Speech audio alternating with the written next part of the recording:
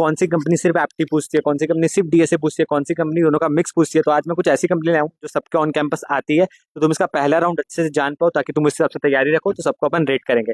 तो सबसे पहले विप्रो, तो विप्रो में एप्टी और कोडिंग दोनों होता है। एप्टी कंपैरेटिवली थोड़ा ज्यादा होता है, तो इसको हम लोग सेकंड कैटेगरी में रखेंगे। दूसरे में आता है इन्फोसिस, तो इन्फोसिस का डीएसए बहुत टफ होता है, जितने लोग सैलरी देते हैं उससे बहुत ज्यादा होता है, तो इसको मैं 100% डीएसए वाली कैटेगरी में रखूंगा। तीसरे पे Cognizant, Cognizant again aptitude dominant है, इसको फिर हम एप्टी प्लस डीएसए बट एप्टी डोमिनेटेड वाले में रख देते हैं। चौथे पे है टेक महिंद्रा, तो टेक महिंद्रा सिर्फ एप्टी वाली कंपनी है, इसमें तुम लोग को कोडिंग नहीं कराई जाएगी, तो इसको हम बेझिझक प्योर एप्टी वाली कैटेगरी में रख देते हैं। पांचवें में कैपजेमिनी, तो कैपजेमिनी में डेटा स्ट्रक्चर एल्गोरिथम के एमसीक्यूज होते हैं, तो उसको मैं डीएसए की कैटेगरी में ही लूंगा और एप्टी रहता है, तो इसको मैं डीएसए का थोड़ा ज्यादा दबदबा है, तो डीएसए प्लस एप्टी डोमिनेंस डीएसए का। ठीक है, फिर आई सबकी फेवरेट टीसीएस, तुम लोग सबको पता ही है एप्टी प्लस डीएसए का मिक्स है और एप्टी डोमिनेंट है, तो टीसीएस को फिर अपन दूसरी कैटेगरी में डाल देते हैं। ठीक है, फिर आती है हेक्सावेयर जो 6 के आसपास देती है और प्योर एप्टीट्यूड पे हायर करती है, कोडिंग का उतना बड़ा रोल नहीं है, तो उसको प्योर एप्टी वाली कैटेगरी में हम रख सकते हैं। फिर आ रही है अपनी एसेंशियल, का पहला राउंड एप्टी होता है और उसका जो कोडिंग राउंड होता है वो नॉन एलिमिनेशन होता है, एप्टी के बेस पे एलिमिनेट हो सकते हो, कोडिंग में नहीं हो सकते, तो फिर एप्टी प्लस डीएसए बट एप्टी डोमिनेटेड। और फिर अपन आते हैं माइंट्री, तो माइंट्री में फिर डीएसए और एप्टी दोनों रहेगा, लेकिन इसमें डीएसए का ज्यादा रोल है, तो डीएसए प्लस एप्टी और डीएसए डोमिनेंट। से हेल्प मिली तो उसको शेयर करो, लाइक करो और कीप फॉलोइंग ऋतिक कोड।